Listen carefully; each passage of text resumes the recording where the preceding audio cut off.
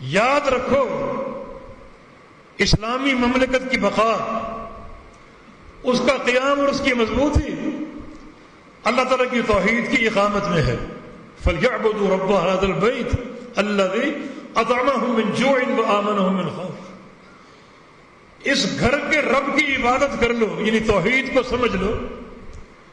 اللہ رب العزت تمہیں بھوک لگے گی تو کھانا بھی کھلائے گا، اور خوف آئے گا تو امن بھی دے گا. تمہاری دو ہی ضرورتیں ہیں.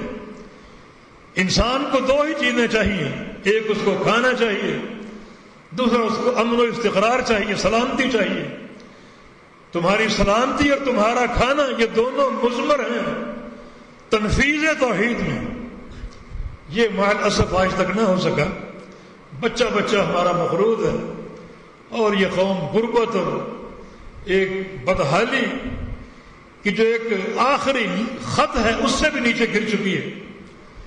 ہمارے جو مدبر ہیں، بڑے اعلیٰ ذہنوں کے مالک، وہ کمیشن بٹھاتے ہیں کہ ہماری غربت کے تنزلی کے اسباب کیا ہیں.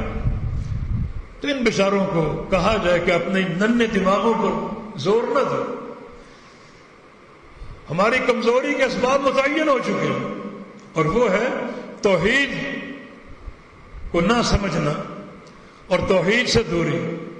ہماری قوت، ہمارا استقلال، ہمارا غلبہ، ہماری اقتصادیات کی مضبوطی، ہمارے امن کی بحالی صرف عقیدہ توحید کے ساتھ مربوط ہے. یاد رکھو کھانا ہمارا حق ہے، امن ہمارا حق ہے. اوپر اللہ رب العزت عرش پہ مستوی ہے. اس نے ہمیں اپنا ایک حق دیا ہے، اور وہ توحید ہے. حق اللہ علی العباد ان یعبدوہ ولا یشرکوا بہ شیئا. اللہ کا بندوں پر یہ حق ہے کہ بندے اللہ کی عبادت کریں، بس اس کی توحید کو سمجھیں. یہ اللہ کا حق.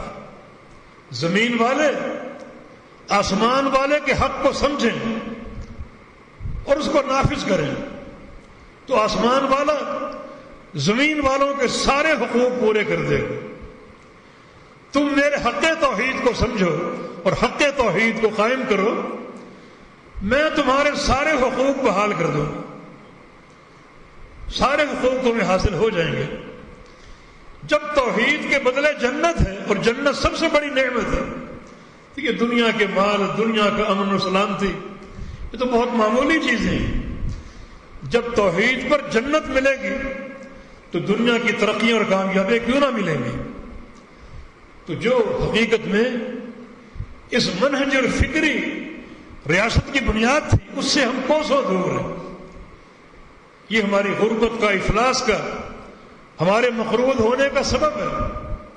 سب کچھ چھوڑ کر اگر ہم توحید کی خدمت کریں، ہمارے حکام ذاتی پروٹوکول کی بجائے اللہ کے حقیقی پروٹوکول کو سمجھیں، اس کی توحید کی تنفیذ کریں، تو اللہ راضی ہوگا، خوش ہوگا، اور یقیناً وہ ہماری ساری نعمتوں کو بحال کر دے گا